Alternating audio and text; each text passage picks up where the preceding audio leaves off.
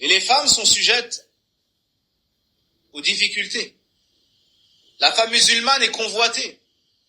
On parle sur elle dans les médias, dans les réseaux. On ressasse son nom alors qu'elle n'a rien demandé. Elle vit en paix dans son foyer et dans ses activités. Mais on lui cherche des problèmes. On la calomnie. On tente de lui nuire et de lui faire dire ce dont elle est innocente. La femme musulmane doit se montrer endurante et se rappeler le hadith. Bada al-islamu ghariba wa say'udu ghariba fatuba lil ghuraba. L'islam a commencé étranger et redeviendra étranger. Bonne nouvelle aux étrangers. Qui sont les étrangers? Une minorité de personnes vertueuses et pieuses dans une majorité de personnes qui ne le sont pas. Donc on leur annonce la bonne nouvelle. Fatuba lil ghuraba. Bonne nouvelle au ghuraba. Un paradis vaste comme les cieux et la terre. Puisse Allah Azza wa Jal vous joindre au nombre de ces femmes vertueuses. Et permettez-moi de vous raconter l'histoire d'une femme endurante du temps du prophète alayhi salatu wassalam. Et voyez comment est-ce qu'elle se comportait dans l'endurance. Est-ce qu'elle a abandonné son voile? Est-ce qu'elle a abandonné son dit? Est-ce qu'elle a dit je veux rentrer dans mon pays d'origine, j'abandonne ma hijra? Est-ce qu'elle s'est révoltée contre son époux? Comment est-ce qu'elle s'est comportée? Un jour, comme le rapportent al-Bukhari et Muslim, Abdullah ibn Abbas a dit à Ata ibn Abi Rabih, qui était un ancien esclave noir, affranchi, qui était un grand savant de l'islam, très pieux. Abdullah ibn Abbas lui dit, vois-tu cette femme? Ben c'est une femme parmi les femmes du paradis. Allahu Akbar. Elle marche sur la dunya. Abdullah ibn Abbas la montre à Ata ibn Abi Rabih et dit, tu vois cette femme? C'est une des femmes du paradis. Ata ibn Abi Rabih s'étonne. Il dit, cette femme noire qui est là-bas, c'est une femme du paradis? Il lui dit oui. Et il lui raconte le hadith. Il lui raconte le hadith. Il lui dit, elle est venue voir le prophète sallallahu alayhi wa sallam, et il lui a dit, inni usra, j'ai des crises. Soit des crises d'épilepsie, soit des attaques de djinn. Donc elle avait des crises qu'elle ne contrôlait pas. Elle faisait des efforts et elle ne contrôlait pas. Wa inni atakashaf. Et lorsque j'ai ces crises, mon voile s'enlève quelque peu. Je me découvre un peu. Fad'u Allah ali. Invoque Allah en ma faveur. Écoutez la réponse du prophète alayhi salatu wassalam, le bien qu'il voulait pour les femmes. In shi'ti sabarti walakil jannah. Wa in shi'ti da'awtu Allah an yu'afiyak.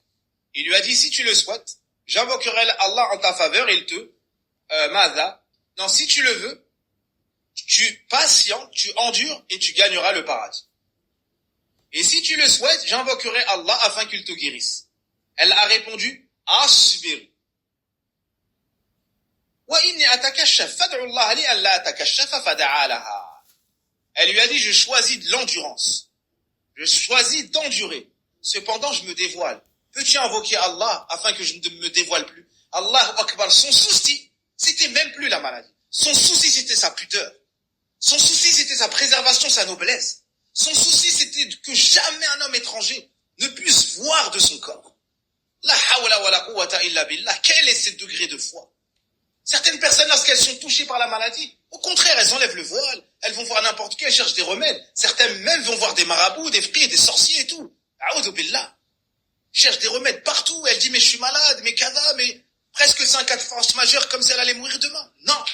La femme musulmane a des priorités. La femme musulmane, sa priorité, c'est son dîn. Sa priorité, c'est son honneur. Avant même sa santé. Cette femme-là a dit, je choisis l'endurance. Cependant, je me découvre, invoque Allah afin que je ne me découvre pas. Médite cette histoire. Médite la foi de cette femme, sa véracité, sa pureté, et la place qu'avait sa religion dans sa vie. Et son souci primaire, c'était quoi? Son souci premier, c'était quoi? C'est sa pudeur. Oh, chère sœur, qui aime le hijab, aime les femmes en voile, mais se dit, Inch'Allah, plus tard, je mettrai le voile et j'espère que mes enfants, et j'espère que mon Seigneur ne me tiendra pas rigueur. Qu'attends-tu pour ressembler à ces femmes qui ont posé déjà leurs pieds au paradis et leur âme les attend pour les rejoindre?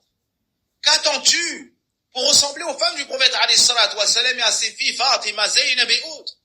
Qu'attends-tu pour prendre pour exemple les meilleures des femmes qui ont foulé le sol de ce monde? N'écoute pas les insufflations du shaitan. Ne pense pas que ta dunya va disparaître. Au contraire, tu vas te rapprocher de ton Seigneur. Au contraire, tu vas goûter aux délices et au bonheur. Au contraire, tu vas soigner ton cœur. Qu'Allah Azza wa Jal raffermisse ton cœur sur cette vérité qu'il te guide à porter le hijab.